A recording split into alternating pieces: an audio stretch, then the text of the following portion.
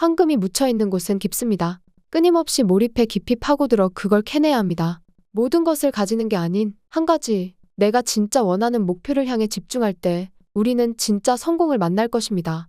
안녕하세요, 비긴엔드입니다. 우리는 좋은 학벌을 가지고 싶고 좋은 직장에 취직하고 싶고 좋은 사람을 만나 결혼해 안정적인 가정을 꾸리고 싶어 합니다. 돈도 잘 벌었으면 좋겠고 멋진 몸매도 가지고 싶고 책도 많이 읽고 취미 생활도 즐기며 뭐든 좋은 건 다 하고 싶습니다. 그런데 여기 연봉 1,000억을 받는 대기업 CEO가 돌연 자리에서 물러나는 선택을 했다면 그 이유는 무엇일까요? 오늘의 책, 신경 끄기의 기술에서는 우리에게 집중을 말합니다. 어떤 한 사람이 지금 하는 일이 끔찍하게 싫어 하루하루를 버티고 있고 스트레스를 많이 받아 우울하고 심각한 상태에 있는데요. 하지만 직장에서 받는 높은 연봉에 익숙해져 직장을 그만둘 수 없다고, 어떻게 해야 할지 모른다고 말합니다. 이 사람의 문제는 뭘 해야 할지 모른다가 아니라 뭘 포기해야 할지 모른다는 게 문제입니다. 최대 2조 달러에 달하는 채권 펀드 회사의 CEO인 엘 에리언의 우선순위는 1년에 1억 달러를 버는 것이었어요. 어느 날 그는 딸과 더 많은 시간을 보내기 위해 돌연 CEO 자리에서 물러났습니다. 딸아이가 노트에 적어놓은 인생의 중요한 순간 22개 목록에는 생일 파티나 졸업식 같은 것들이 있었는데 그 모든 순간에 아빠인 자신은 없었기 때문입니다. 무언가를 얻기 위해서는 무언가를 포기해야 하는 법이에요. 기회비용이란 우리가 하는 모든 일은 간접적으로라도 비용이 든다는 걸 의미합니다. 우리는 특별한 일을 해서 부자가 된 사람들을 찬양하지만 이런 특별한 일은 보통 극도로 높은 기회비용을 요구하는 법입니다. 빌 게이츠는 일주일에 5일을 사무실에서 자며 30대의 대부분을 보냈고 스티브 잡스는 큰딸을 제대로 돌보지 못했어요. 브래드 피트는 유명세로 인한 사회적 고립 때문에 우울증을 겪기도 했죠. 정말 대단한 일은 희생이 따를 수밖에 없어요. 모든 걸 가지려는 사람은 아무것도 잃지 않는 인생을 살려고 하는 것과 같습니다. 모든 걸 가져야 한다는 믿음이 인생을 지옥의 무한 궤도에 빠지게 만들죠. 우리에게 필요한 것은 집중해야 할 단 한 가지입니다. 오늘날의 세상은 사람들에게 모두를 뛰어넘어 최고가 되라고, 완벽하고 놀라운 사람이 되라고 부추깁니다. 더 나은 직업과 더 튼튼한 차, 더 넓은 집을 가져야 하고 직장 동료보다 더 멋진 휴가를 보내고 SNS에 사진을 올려 좋아요를 받아야만 속이 시원합니다. 하지만 이런 이야기는 사실 우리에게 부족한 것에 더욱 초점을 맞추게 합니다. 우리가 부자가 되는 비법을 배우는 건 나는 돈이 없다고 생각하기 때문입니다. 거울 앞에 서서 나는 예쁘다고 주문을 거는 건 내가 못났다고 여기기 때문이고, 성공하기 위해 이미지 트레이닝을 하는 건 내가 성공하지 못했다고 여기기 때문입니다. 철학자 앨런 와츠는 이것을 역효과 법칙이라고 말했는데요. 하면 할수록 내게 없는 것, 내가 이루지 못한 것들만 머릿속으로 무한 반복하게 되는 것입니다. 좋은 삶을 살려면 더 많이 신경 쓸 게 아니라 더 적게 신경 써야 합니다. 진짜 중요한 문제에만 신경을 써야 합니다. 우리는 모두 TV나 냉장고를 소유하고 있고 언제든 음식을 배달시킬 수 있음에도 지난 30년 동안 스트레스성 질환, 불안장애, 우울증 환자 수는 급증했습니다. 물질과 기회가 너무나 많다 보니 정작 어디에 신경을 쓸지 갈피를 못 잡고 셀 수 없이 많은 방식으로 기대에 못 미치고 부족하다는 느낌을 받습니다. 실존주의 철학자 알베르 카미는 말했어요. 행복이 무엇인지 계속 묻는다면 결코 행복할 수 없다. 인생의 의미를 찾아 헤맨다면 결코 인생을 살아갈 수 없다. 한마디로 하면 애쓰지 마, 신경 쓰지 마라는 말입니다. 다시 한번 말하지만 우리는 모든 걸 다 가질 수 없습니다. 내려놓을 건 내려놓아야 합니다.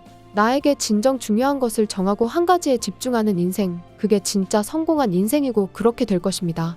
자신이 중요하게 여기는 기준에서 벗어난다면 거절할 줄도 알아야 합니다.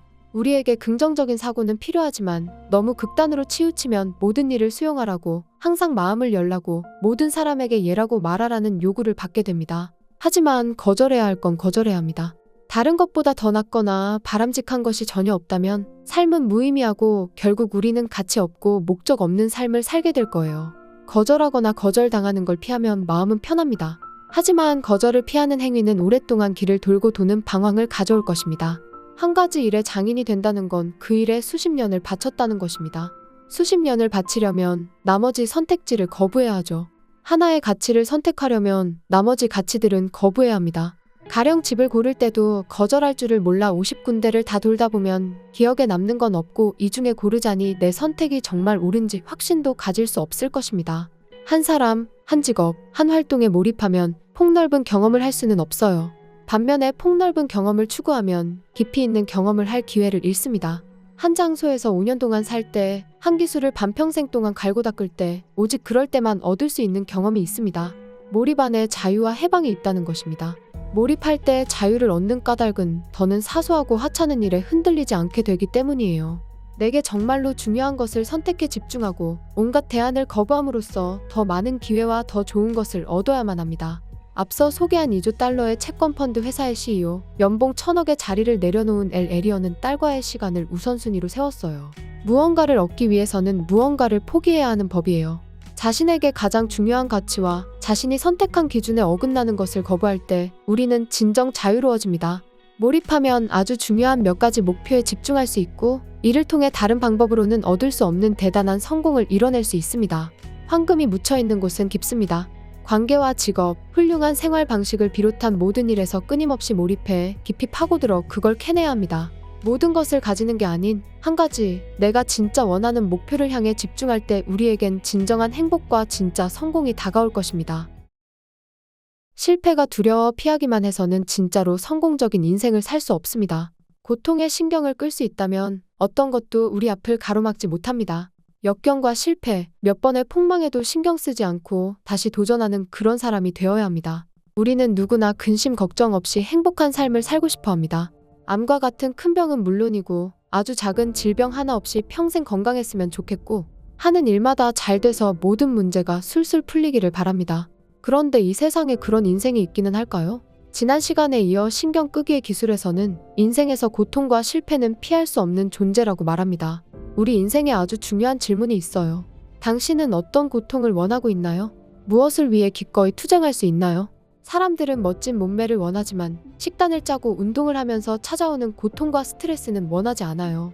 또 사람들은 사업을 시작해서 어마어마하게 돈을 벌고 커다란 집에 살고 싶어 하지만 불확실함과 한 번의 실패 이후에 겪을 고통에는 투자하지 않습니다. 성공을 결정하는 질문은 나는 무엇을 즐기고 싶은가가 아니라 나는 어떤 고통을 견딜 수 있는가입니다. 우리는 고통 없이 살 수 없어요. 꽃길만 걸을 수 없습니다. 어느 누구도 게임을 시작하지 않고는 이길 수 없습니다. 투쟁이 성공을 결정합니다. 삶이란 문제의 연속입니다. 워런 버핏에게도 돈 문제가 있고 옆집 아저씨에게도 돈 문제가 있습니다. 물론 버핏의 사정이 좀 더 낫겠지만 누구든 문제는 절대 사라지지 않고 조금씩 나아지기를 바랄 뿐입니다. 폴란드 심리학자 카지미에시 동브로프스키는 1950년대의 제2차 세계대전의 생존자들이 전쟁에서 겪은 충격적 경험에 어떻게 대처했는지를 연구했는데 놀라운 것은 생존자의 상당수가 괴롭고 충격적인 그 경험 덕에 현재 더 책임감 있고 더 나은 사람이 되었다고 말했습니다. 많은 이가 전쟁 전에는 게으르며 작은 문제에 집착하고 주어진 것을 당연히 여기는 사람이었는데 전쟁을 겪고 난 뒤 감사할 줄 알고 살면서 자잘한 골칫거리에 동요하지 않는 사람이 되었다고 합니다. 많은 이가 전쟁의 상처로 여전히 정신적 고통을 받고 있지만 일부 생존자는 전쟁의 상처를 발판 삼아 자신을 더 긍정적이고 강한 사람으로 탈바꿈시켰습니다. 고통은 때로 우리를 더 강한 사람으로 다시 일어서게 해줍니다. 암과의 사투에서 승리한 많은 사람은 전보다 더 강해진 느낌이 들고 더 감사할 줄 알게 되었다고 말합니다. 그러므로 고통을 부정하는 건 곧 자신의 잠재력을 부정하는 거예요. 우리가 지금 이 순간 최악의 상황에 놓여 있다면 잘된 일입니다. 그게 바로 성공의 시작입니다. 고통이 과정의 일부라는 점을 명심해야 합니다. 노년의 파블로 피카소가 한 카페에 앉아 냅킨의 그림을 끄적이고 있었어요.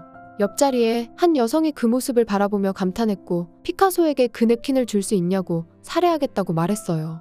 피카소가 답하길 물론이죠. 2만 달러입니다. 여성은 깜짝 놀라 말했어요. 2만 달러라뇨? 그리는데 2분밖에 안 걸렸으면서. 피카소는 말했어요. 아니요. 60년 넘게 걸렸습니다. 수많은 작은 실패가 모여 발전을 이룹니다. 성공의 크기는 얼마나 많이 실패하느냐에 달려있어요. 어떤 사람이 뭔가를 나보다 잘한다면 그건 그 사람이 나보다 그 일에서 더 많은 실패를 맛봤기 때문일 거예요. 걸음마를 배우는 어린아이는 수없이 넘어지고 다치지만 아이는 멈춰서서 이렇게 생각하는 법이 없습니다. 난 걷기에 소질이 없어. 나한테 맞지 않아. 대중 매체는 엄청난 성공담을 끊임없이 내보내지만 정작 성공하는 데 필수적인 수천 시간의 단조로운 연습과 지루함은 보여주지 않습니다. 사람들은 실패를 피하고 이미 익숙한 것만을 고수하는데 이런 태도는 우리를 제한하고 억압합니다. 어떤 분야에서 진짜로 성공하려면 실패를 기꺼이 감수해야 합니다. 실패하지 않겠다는 건 성공하지 않겠다는 거나 마찬가지예요. 마이클 조던은 말했어요. 난 살아오면서 실패에 실패를 거듭했다. 그것이 내가 성공한 이유다. 우리가 배워야 할 것은 자신이 선택한 고통을 견디는 법입니다. 그 고통을 환영하고 즐겨야 합니다. 고통스럽고 힘겨워도 내가 선택한 가치관에 따라 행동해야 합니다. 책의 저자인 마크 맨슨은 2008년 온라인 사업을 시작하기 위해 직장을 그만뒀습니다. 스타트업 초기에 저자는 매일 발버둥을 쳤지만 어찌할 바를 몰랐고 결과가 안 좋을까봐 두려웠습니다. 그때 마음 깊은 곳에서 고교 시절 선생님의 조언이 떠올랐어요. 문제가 안 풀릴 때는 가만히 앉아서 고민만 할 게 아니라 뭐라도 해라. 뭘 어떻게 해야 할지 모를 때도 일단 무작정 해보면 결국엔 답을 얻게 될 거다. 행동은 동기의 결과일 뿐만 아니라 동기를 불러일으키는 원인이기도 합니다. 대부분의 사람이 어느 정도 동기가 부여될 경우에만 행동에 전념하고 충분한 정신적 자극이 주어질 경우에만 동기를 부여받습니다. 뭔가를 성취하고 싶은데 동기나 자극이 없으면 우리는 내가 할 수 있는 건 아무것도 없다고 생각해버립니다. 하지만 이 3단계 반응이 그대로 끝나는 게 아니라 무한히 반복된다는 점을 알아야 합니다. 행동이 자극을 일으키고 뒤이어 다른 행동의 동기가 되는 거죠. 이것이 우리가 뭐라도 해야 하는 이유입니다. 아주 하찮은 일일지라도 일단 뭔가를 하고 나면 어려운 일이 금세 쉬워 보이게 됩니다. 작가라면 일단 단어 하나라도 써봐야 하고 운동선수라면 스쿼트 1개를 시작해야 하는 겁니다. 뭐라도 해보면 실패가 하찮게 느껴집니다. 우리는 자유롭게 실패하고 실패는 또다시 성장의 원동력이 됩니다. 그저 뭐라도 하는 걸 성공의 기준으로 받아들인다면 실패조차도 성장을 위한 밑거름이 될 것입니다. 저자인 마크 맨슨의 인생은 학창시절 친구 조시의 죽음 전과 후로 뚜렷이 나뉜다고 하는데요. 함께 간 파티에서 조시가 물에 빠져 죽었을 때 그는 깊은 우울증에 빠졌어요. 사람들이 찾아와 힘을 내라고 하면 겉으로는 억지로 미소를 짓고 점차 나아지고 있다고 거짓말을 했어요. 절망의 구렁텅이에 빠져 있을 때 불현듯 이런 깨달음이 뇌리에 스쳤습니다. 어떤 것도 해야 할 이유가 없다면 어떤 것을 하지 말아야 할 이유도 없다. 어차피 죽을 거라면 두려움이나 민망함, 수치심 따위에 굴복할 이유가 없고 이것들은 결국 아무것도 아닌 것입니다. 그 후 체육관에 다니며 살을 엄청 뺐고 새로운 친구를 사귀며 공부에 집중해 그 다음 해 명문대학교로 편입했습니다. 여전히 나름의 불안과 응어리가 남아있었지만 이제는 보다 중요한 일에 신경을 쏟았고 그러면서 모든 게 달라졌습니다. 톰 소여의 모험을 쓴 작가 마크 트웨이는 말했어요. 죽음에 대한 공포는 삶에 대한 공포에서 비롯한다. 삶을 충실히 사는 사람은 언제든 죽을 준비가 되어 있다. 아프리카에서 나비 한 마리가 날갯짓을 하면 플로리다에 허리케인이 생길 수 있다고 말하는데 우리가 지나간 길에는 어떤 허리케인이 남을까요? 죽음은 우리가 유일하게 확실히 알 수 있는 것입니다. 어느 때인가 반드시 죽음을 맞이할 거라면 지금 나에게 주어진 이 인생을 가치 있게 살아볼 필요가 있습니다. 진짜로 인생에서 가치 있는 것을 얻으려면 그에 따르는 부정적 경험을 극복해야 합니다. 실패가 두려워 피하기만 해서는 진짜로 성공적인 인생을 살 수 없습니다. 헬스장에서 고통을 추구하면 그 결과로 건강과 활력을 얻습니다. 사업에 실패하면 성공하기 위한 필수 요소를 알게 됩니다. 부정을 피하거나 막는 시도는 역효과 법칙, 즉 역풍을 불러올 뿐입니다.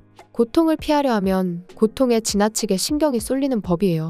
반면에 고통에 신경을 끌 수 있다면 어떤 것도 우리 앞을 가로막지 못합니다. 신경을 끈다는 건 삶에서 가장 무섭고 어려운 고통과 실패를 향한 신경을 끄고 오직 나에게 중요한 것에만 집중해서 우선순위를 매겨 움직이는 것입니다. 내 인생을 성공적으로 이끌 그 목표에 따르는 역경에 좌우되지 않는 것입니다. 이건 평생을 연습하고 단련해야 하는 엄청나게 어려운 일이에요. 그토록 두려운 실패를 밥 먹듯이 할 것입니다. 하지만 우리는 해내야 합니다. 고통과 실패가 두려워 피하기만 한다면 짧은 순간에는 괜찮을지 몰라도 장기적으로는 우리 인생을 완전히 망치는 선택이 될 것입니다. 자신의 목표와 비전이 사람들에게 배척당할지라도 흔들리지 않고 묵묵히 자리를 지키는 사람, 역경과 실패, 몇 번의 폭망에도 신경 쓰지 않고 다시 도전하는 사람, 어떤 일이 닥쳐도 그저 웃어넘기고 자신이 믿는 바를 실행하는 사람, 성공적인 인생, 행복한 인생은 문제를 해결하는 데서 나옵니다. 내가 선택한 고통과 그에 따르는 실패가 나라는 사람을 가치 있는 내 인생을 만들 것입니다. 내 인생에 올바른 기준과 가치관이 있다면 돈이나 내 집 마련이 우선순위에 서지는 않을 거예요. 그것 말고 더 중요한 것이 나에게는 있기 때문입니다. 우리는 TV나 책, 유튜브나 어디서든 나라는 사람이 굉장히 특별한 존재라는 말을 듣게 되는데요. 모두가 특별하다는 말을 따져보면 아무도 특별하지 않다는 말과 같습니다. 그런데 사람들은 자신에게 실제로 어떤 자격이 있는지 따져보는 대신 특별하다는 말만 믿고 아무것도 하지 않은 채 자신은 더 많은 것을 누려야 한다고 착각합니다. 오늘 마지막으로 다루는 책 신경 끄기의 기술에서는 평범하고 일반적인 나를 받아들이라고 말합니다. 많은 이들이 평범함을 받아들이기 두려운 것은 별 볼 일 없이 살게 될 거라고 믿기 때문입니다. 하지만 진짜 특별함은 부족한 점을 보완해 나갈 때 드러납니다. 즉, 나는 아직 대단한 사람이 아니며 앞으로 더 나아질 수 있다고 생각하는 것 자체가 성공의 원동력이 된다는 것입니다.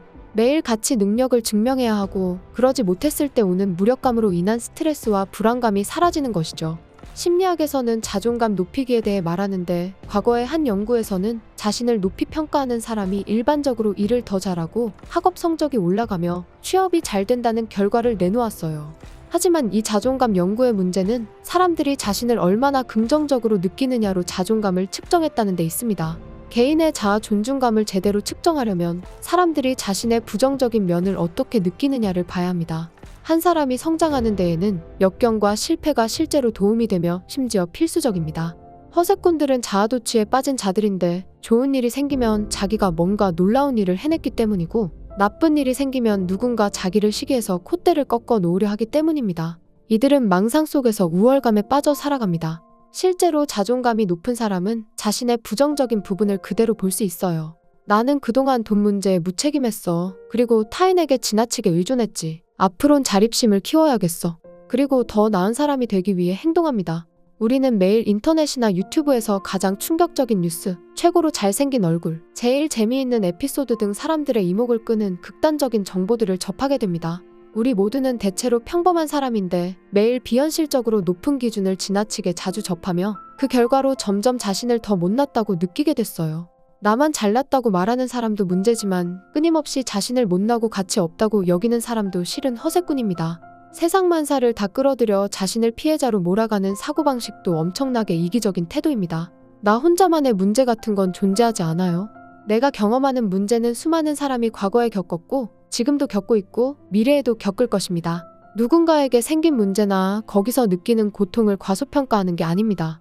요점은 우리는 특별하지 않다는 것입니다. 1983년 재능 있는 젊은 기타리스트 한 명이 밴드에서 쫓겨났어요. 밴드는 막 음반 계약을 체결해 첫 음반을 녹음하기 직전이었습니다. 그런데 그때 기타리스트를 쫓아낸 거죠. 기타리스트는 자기 연민에서 벗어나 새 밴드를 만들기로 다짐했어요. 새 밴드를 엄청나게 성공시켜서 과거의 밴드가 자기를 쫓아낸 걸 영원토록 후회하게 해줄 거라고요. 그는 정말로 뛰어난 연주자들과 함께 음반 계약을 따냈고 1년 뒤 밴드의 첫 음반은 50만 장이 넘게 팔렸습니다. 이 기타리스트의 이름은 데이브 머스테인이고 그가 만든 밴드는 바로 전설적인 헤비메탈 밴드 메가데스입니다. 이후 메가데스는 음반을 2,500만 장 이상 팔았으며 헤비메탈 역사에서 가장 성공적이고 영향력 있는 음악가 중 하나로 손꼽히게 됐죠. 하지만 불행하게도 그를 쫓아낸 밴드는 메탈리카였습니다. 메탈리카의 음반은 전 세계에서 1억 8천만 장이 팔렸고 역대 최고의 록밴드 중 하나로 손꼽힙니다. 2003년 한 인터뷰에서 머스테인은 눈물을 글썽이며 여전히 자신을 실패자로 느낀다고 고백했어요. 그렇게 엄청난 성취를 이뤄냈음에도 마음속에서 자신은 영원히 메탈리카에서 쫓겨난 놈일 뿐이었던 것입니다. 데이브 머스테인은 메탈리카와 비교해 얼마나 성공했는지를 기준으로 자신과 자신의 음악 인생을 평가했어요. 엄청나게 많은 돈을 벌고 그를 찬양하는 팬들이 넘쳐났음에도 그는 여전히 자신을 실패자로 생각했습니다. 우리는 가치관에 따라 자신과 타인을 평가하는 기준을 정합니다. 메탈리카보다 잘 나가야 한다는 기준은 머스테인이 록스타로 우뚝 서는 데 도움이 됐어요. 하지만 이 기준이 결국 성공을 성공이 아닌 것으로 만들어버렸습니다. 우리 역시 문제를 다른 관점에서 바라보고 싶다면 어디에 가치를 둘 것인지 그리고 어떤 기준으로 실패와 성공을 가를 것인지를 다시 생각해봐야 합니다. 같은 시련을 겪고도 다른 결말을 만들어낸 사람이 있어요. 비틀즈에서도 똑같이 쫓겨난 드러머가 있는데 바로 피트 베스트입니다. 1962년 첫 음반 계약을 따낸 뒤 녹음을 불과 3일 남겨놓은 상태에서 해고된 거죠. 베스트를 해고한 지 6개월이 지나자 비틀즈는 지구상에서 가장 유명한 사인이 되었습니다. 당연히 베스트는 심각한 우울증에 빠져 하염없이 술을 퍼마시고 만신창이가 됐어요. 머스테인과 달리 베스트는 세계적인 슈퍼스타가 되지도 백만장자가 되지도 못했습니다. 그럼에도 1994년 인터뷰에서 베스트는 놀라운 말을 했어요. 계속 비틀즈 멤버로 지냈다면 지금처럼 행복할 수는 없었을 겁니다. 베스트는 비틀즈에서 쫓겨났기 때문에 아내가 될 여인을 만나게 되었고 결혼도 하고 아이도 낳게 되었어요. 그 과정에서 이전과는 다른 것에 가치를 두고 삶을 다른 식으로 평가하게 되었습니다. 명성도 명예도 물론 좋지만 베스트는 사랑스러운 가족, 안정적인 결혼 생활, 단순한 삶 등 자신이 이미 누리고 있는 것이 더 중요하다고 판단했습니다. 게다가 2000년대까지도 줄곧 드럼을 연주하며 유럽 순회 공연을 하고 음반을 녹음했어요. 그가 잃은 건 사람들의 주목과 칭찬뿐이었습니다. 그리고 그 대가로 베스트는 훨씬 더 의미 있는 것을 얻었어요. 누구나 좋은 집을 원하고 많은 돈을 벌고 싶어 하지만 중요한 것은 우선순위를 어디에 두느냐입니다.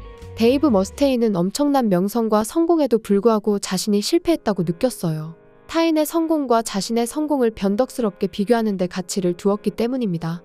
반면에 피트 베스트는 반전을 이뤘어요.